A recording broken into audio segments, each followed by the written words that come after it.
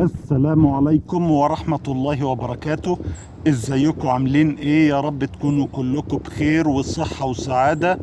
النهاردة بعلق على جملة قالها أستاذنا يوسف حسين حفظه الله في البرنامج الشهير بتاعه، بتاع جوشو. آه، الجملة دي قال فيها إن متوسط دخل اللي شغال في أمريكا 25 دولار الساعة.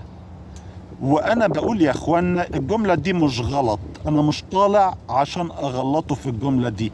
هو المرة اللي فاتت لما قال إن الحد الأدنى للأجور في أمريكا 15 دولار الساعة، ساعتها أنا قلت لكم على طول إن ده كذب وإن دي خرافة. لأن ده ما بينطبقش على كل مدن وقرى أمريكا. ده بينطبق على مدن عددها قليل، أو تتعدى على صوابع الإيد. طيب نيجي بقى للجملة بتاعت آخر حلقة، لما قال إن متوسط دخل الفرد في أمريكا 25 دولار الساعة. المتوسط يا اخوانا، الاول ايه معناه؟ هو معناه انك بتجمع القيم وتقسمهم على العدد. بمعنى ان لو مثلا واحد بينتج بطاطساية في السنة والتاني بينتج بطاطسيتين، فنقول متوسط الانتاج هو 1 و2 3 على الاتنين دول، يعني 1.5. طيب نيجي بقى نتكلم عن المتوسط الحسابي. هل هو بيعبر فعلا عن المستوى المعيشي في بلد ما؟ قطعا لا.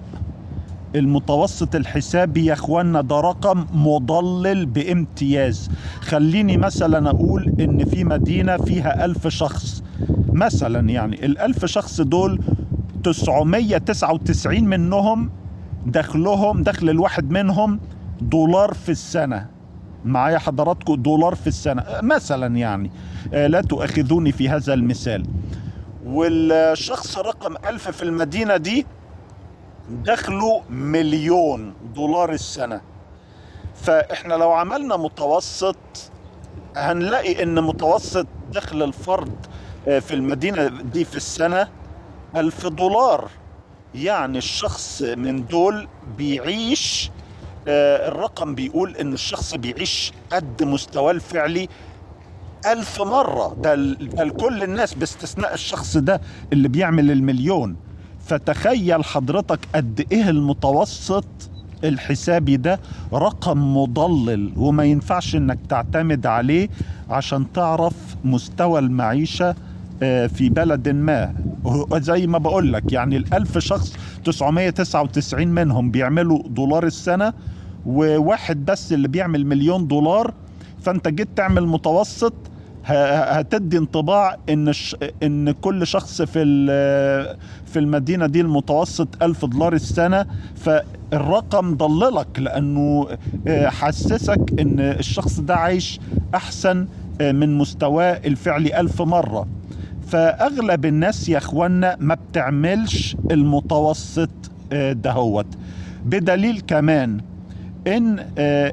ان 51%،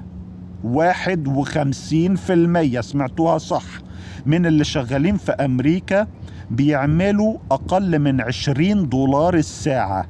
مش 25، لا، اقل من 20 دولار الساعة.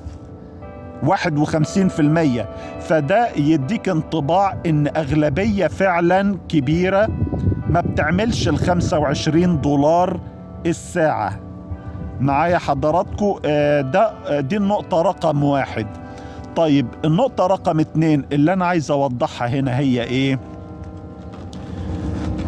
النقطة رقم 2 ودي نقطة مهمة جدا، وهي ان انت لو دخلك في امريكا 25 دولار الساعة، توقع ان تلت الفلوس دي هتطير في الضرائب والخصومات. بمعنى ان ال25 دولار الساعة هيخش جيبك منهم 17 دولار الساعة. ليه انا بقول الكلام ده؟ لان سيادتك مش هتصرف من الجروس من 25. لا، انت هتصرف من اللي هيخش جيبك، اللي هم الفلوس، الدخل الفعلي اللي هو $17 الساعة.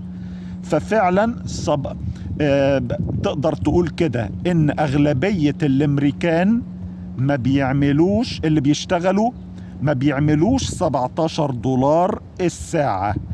كده الصورة تكون واضحة معايا حضراتكم. فأنا هنا مش بكذب أخونا يوسف حسين لما قال إن متوسط دخل اللي شغالين في أمريكا $25 الساعة. أنا ما بكذبوش في دي، لكن أنا بوضح لكم التضليل اللي بيجي من ورا الرقم ده. قد إيه الرقم ده مضلل؟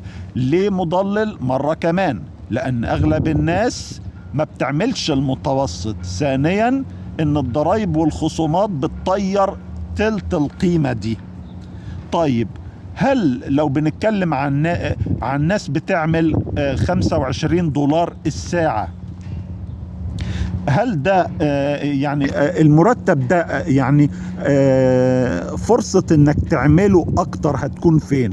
هتكون في الاماكن الغالية اللي $25 الساعة دي مش او $17 الساعة بمعنى اصح مش هتكفيك، ومش هتكفيك طبعا، ناهيك انك انت تفتح بيت. طبعا مش هتكفيك انك تفتح بيت ليك وزوجة وعيال.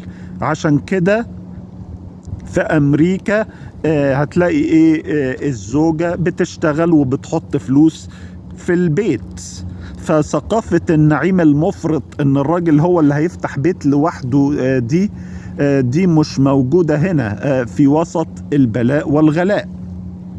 فاللي هيعيش في امريكا او حتى في اي مكان في الدنيا في يومنا هذا طبعا يسيستم نفسه ان الزوجة لازم هتحط فلوس في البيت، لان المعيشة بقت غالية. فما تتخدعوش بالارقام اللي بتسمعوها حتى لو كانت صحيحة.